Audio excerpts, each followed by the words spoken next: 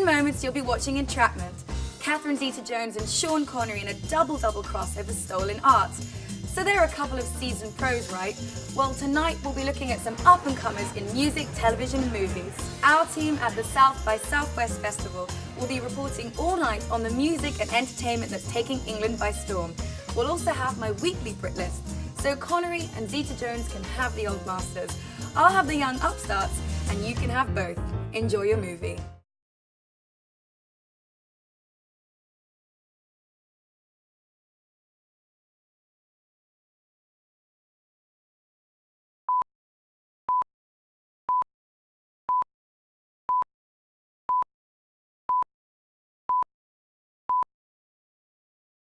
It's a sound sweeping London, and we've got a taste of it at South by Southwest. Here's Lindsay Davis. I'm here with Ben Howard, who played his first US gig at South by Southwest last night.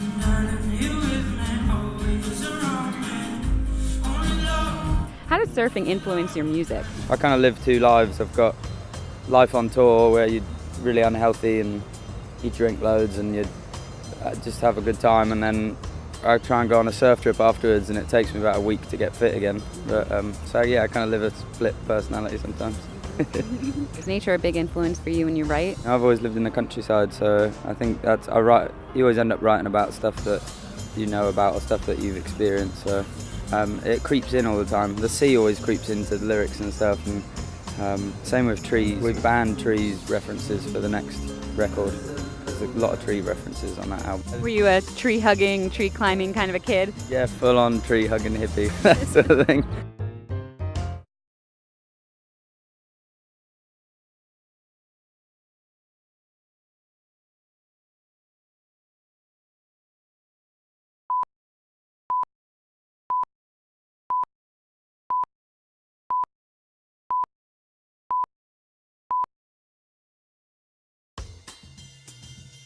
Hey, this is Lindsay with BBC America at South by Southwest. I'm here with Guy and Dan from the group Clock Opera. How's it going so far? Very well, very well. Pretty sweaty. Yeah. We literally just came on stage, so.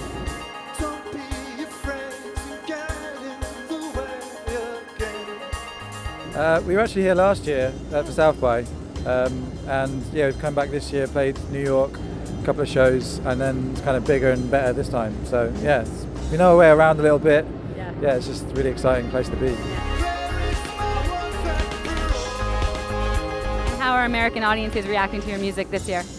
Amazing, actually. I think it's getting better and better as the week goes on and as the sweat increases. I think I just broke a record. It was like world's weakest man out there. How would you judge the world's weakest man? I don't know. I just know that I'd have a chance.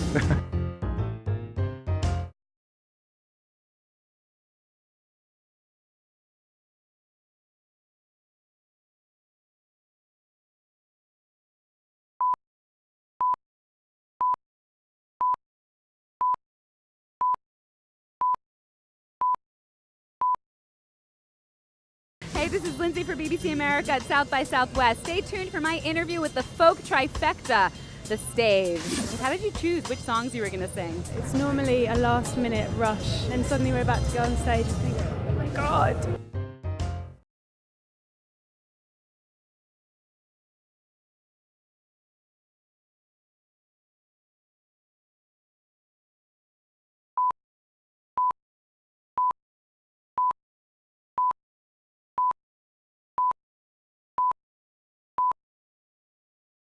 Sister trio, the Staves, brought their beautiful harmonies to South by Southwest.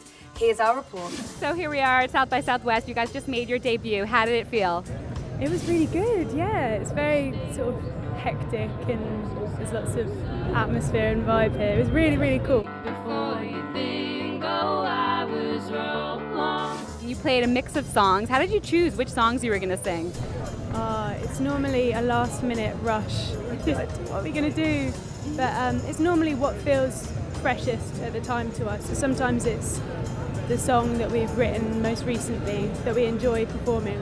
We just pull them out of a hat. Random, completely. No thought at all goes into it.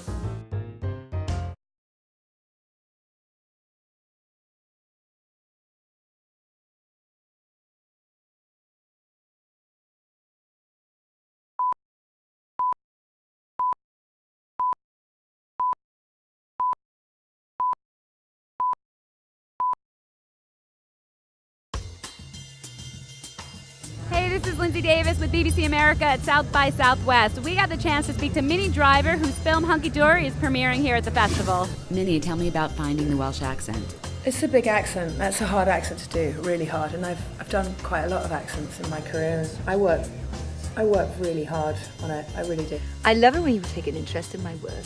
But it's brutal. Like you have to. There's nothing worse than a bad accent in a film. It makes me enraged. I don't want to sound like an alky, but I got some gin stashed in my wardrobe. Gin. That's just a taste of disappointment, isn't it?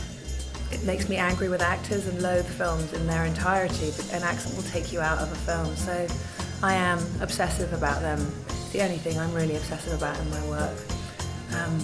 So I loved it, and once you find it, it's really just like learning a piece of music. You know, once you know it, you know it.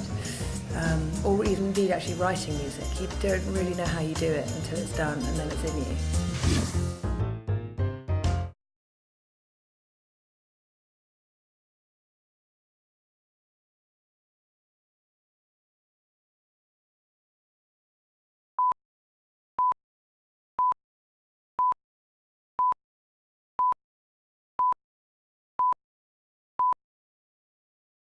Stay tuned for my interview with reggae sensation Holly Cook.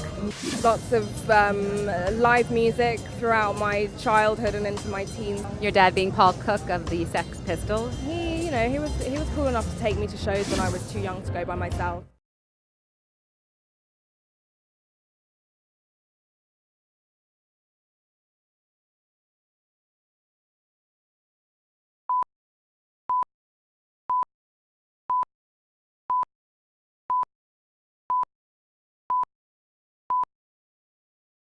More music from South by Southwest, where Brits were represented in force. Here's Lindsay Davis. Hey guys, it's Lindsay with BBC America. I'm here with Holly Cook. Hi. It's been so long since I've been home. So what was it like growing up in London? It was nice, very family-oriented, lots of live music throughout my childhood and into my teens as well. Your dad being Paul Cook of the Sex Pistols. He was cool enough to take me to shows when I was too young to go by myself. Too much space where you belong. What I liked to do as a teenager with my friends, we used to go to shows. That was our fun.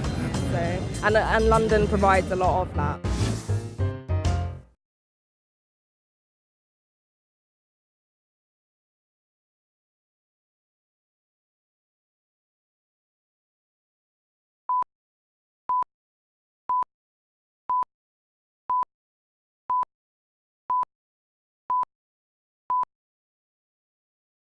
Let's get caught up on this week's Brit List. Number 7. Sitar artist Anushka Shankar has a new release, Traveller.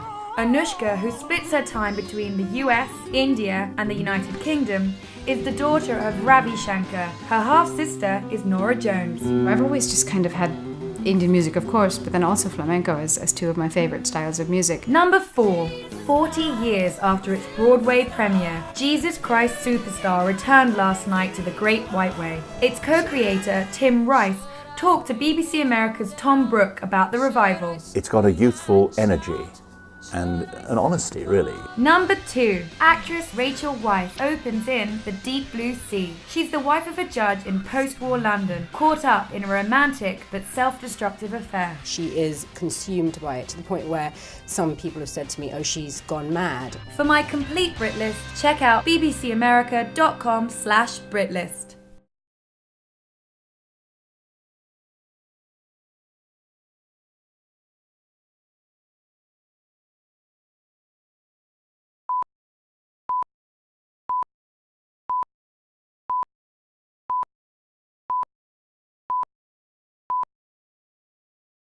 Hey, this is Lindsay Davis for BBC America. Stay tuned for why Matt Lucas loves his new role in the movie Small Apartments. It was kind of intense to do this movie, and I do spend a lot of the movie in just my underpants. I apologise in advance.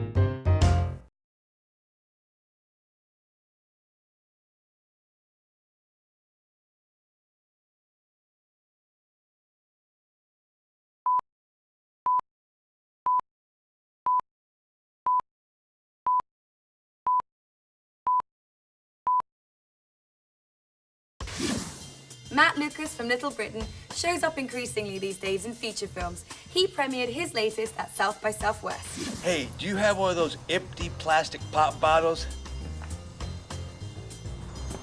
No. I haven't really played a role like that before.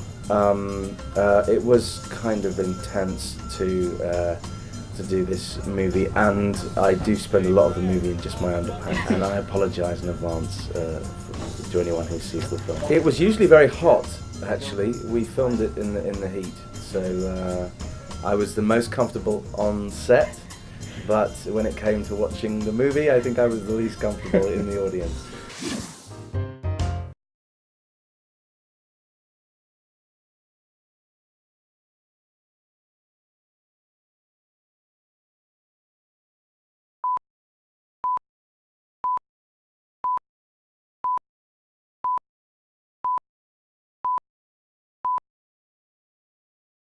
At South by Southwest, Scottish director Kevin MacDonald premiered his long-anticipated documentary, Marley. The thing that got me really interested in making a film about him was I made a movie called Last King of Scotland, and while I was doing that I went into the slum area of Kampala in Uganda and saw that everywhere you looked practically there were Bob Marley murals, there was graffiti of his lyrics, there were people with dreadlocks, and I thought this is amazing that this musician has this huge cultural impact still 30 years after he died, so far away from where he lived. He speaks to these people in Uganda, you know, and they almost worship him. They think he's this philosopher, prophet, whatever.